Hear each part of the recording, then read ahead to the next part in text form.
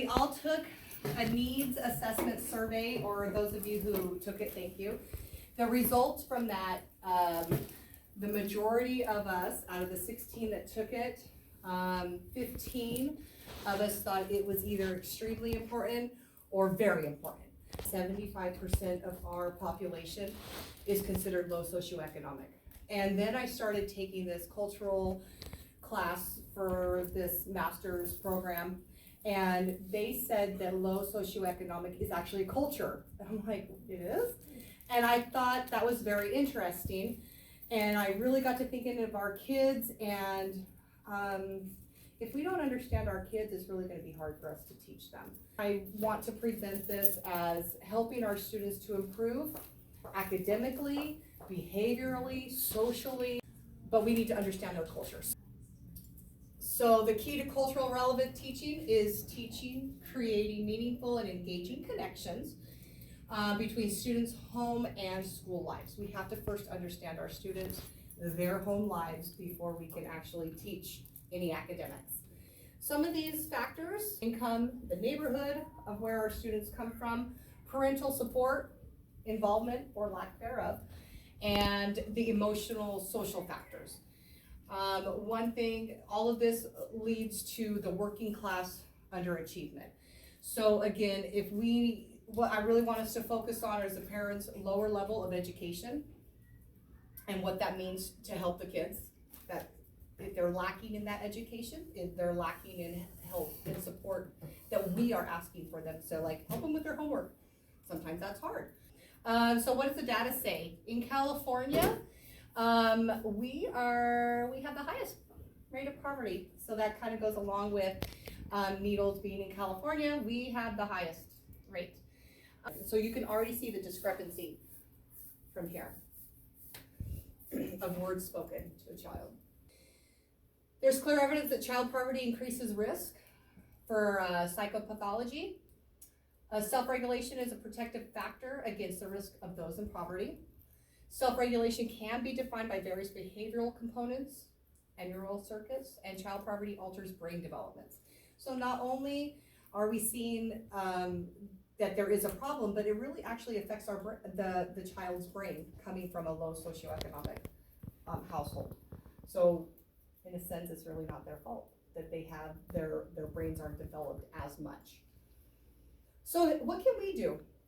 It's a very important question. I want to know what we can do, because 3 out of every 4 of my students come from this low socioeconomic background. And so I've really focused on what we can do. And this is the one I really want to focus on. How can we, the staff, help the students and to build a strong relationship with the student? They have to know that we trust them, and they have to feel loved. And I feel like if we can connect that, then we can go ahead and build that sense of the strong school culture. The limiting, it says control students' behavior with punishments and rewards. The leader in me is talking about empower long-term student success by tapping into students' internal motivation and unique talents. What are they good at? What can they do that you see? And then really hone in on those things. So this is all based on the responsive classroom. I got this idea from Mrs. Edwards. She does it in her class. I observed her. She does an amazing job, and she has a fairly good classroom climate where they can work independently and things like that. I do morning meeting with my students just about every day to check in and see how they're doing. Here's our morning meeting rules. At first, when we first introduced this, I say the blue and then they say the red. So it would go, if it's not your turn to talk, what would you guys say? It's your turn to listen. Make room for everyone. Look your friends in their eyes. Listen so we can move quickly. Have fun respectfully. So we would go over the rules. You kind of want to maybe try that a couple of different times, maybe 2 weeks in a row. And then we have a greeting. We say good morning. We could be a song. It can just be a real quick, hey, this is what the agenda we have going on today. So students who need to know, hey, when are we doing certain activities? What are we doing today? They're in the know. We might have an activity. It could be as easily as, hey, stand up and compliment someone. It could be, hey, let's go around the room and see what you what's on your mind.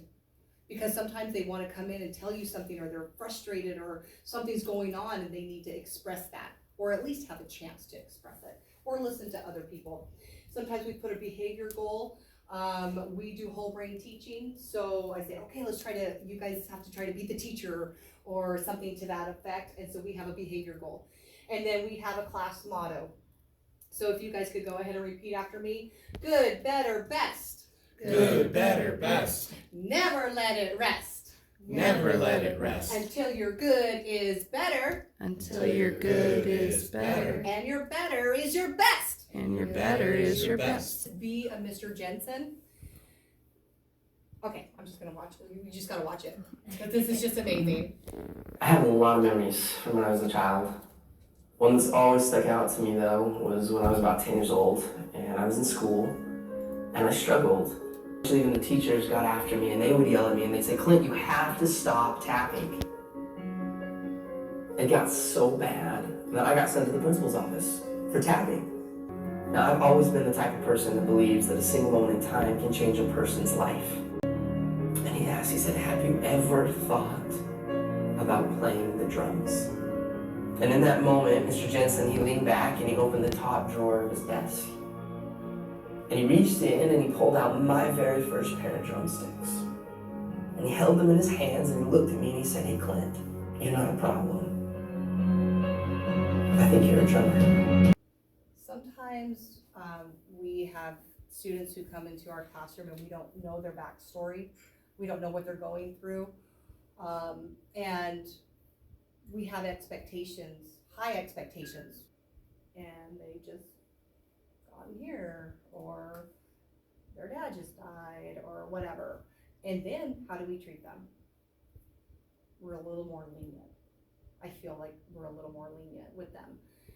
But what I say is we have to almost assume that every child in our school is like that. And we have to be lenient for everyone until we know where we can push them and to see where we're at. So that's my hope, is that we can teach teachers to be more understanding, teach them to be a Mr. Jensen, find the good in all of our students, because they are good. All of our students are good. Even they can be challenging, but that's what we want to try to figure out, is what are their strengths, and then hone in on those strengths. And we're gonna sit together in a circle.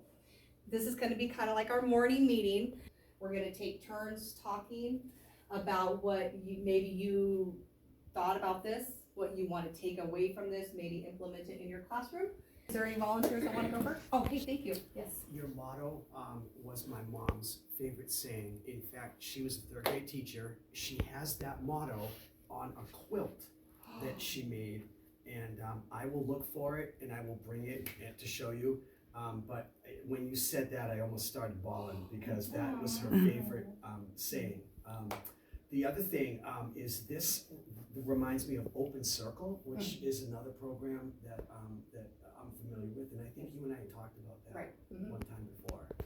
So I want to just go ahead and what just happened there is he made a connection. Oh yeah.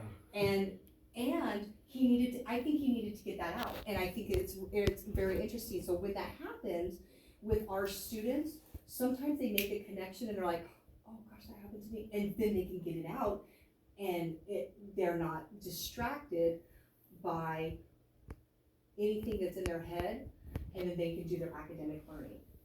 So once they're able to get it out, then we can focus on what we need to focus on. Giving a kid a fresh new start every day is the key, and not carry over from the day before. Okay, and I want to add on to that too. Every day, but every moment. Because sometimes if the kid's having a difficult issue, it has to be like, talk real quick, let them have their moment, talk about it, and then start from the moment. Not even finish the rest of the day in a poor attitude, but every moment. I've got a couple things. One, if you look at our CAST data, it directly reflects our low-income students are struggling. Two, this is on the exact same lines as restorative practices, which we're really trying to implement because we have seen that suspension, out-of-school suspension, it's just not working. We don't send kids home that don't read very well, so we're trying to send kids home that don't behave very well, and it's just not working. So One of the things that I would like us to try to commit to, if you have a chance, trying one new strategy that promotes a positive learning environment. Are there any questions? I think we answered those during our morning meeting, which is another great idea. With morning meeting also, not only can we do this, but we can also, if there's any academics, sometimes you might want to put a topic, especially if it goes along with the essential question of ELA theme. You can say, okay, today we're actually going to be talking about a time this happened, and it kind of goes along with our story, and then they have to think of a time that happened. So you can use the morning meetings not only to get to know your kids and all that, but you can use it for academic purposes also. I'll either need to email you the link, or if you guys can go ahead, I'll give you a couple minutes to scan it. That way you can take it. It's like a 7-question thing, yes.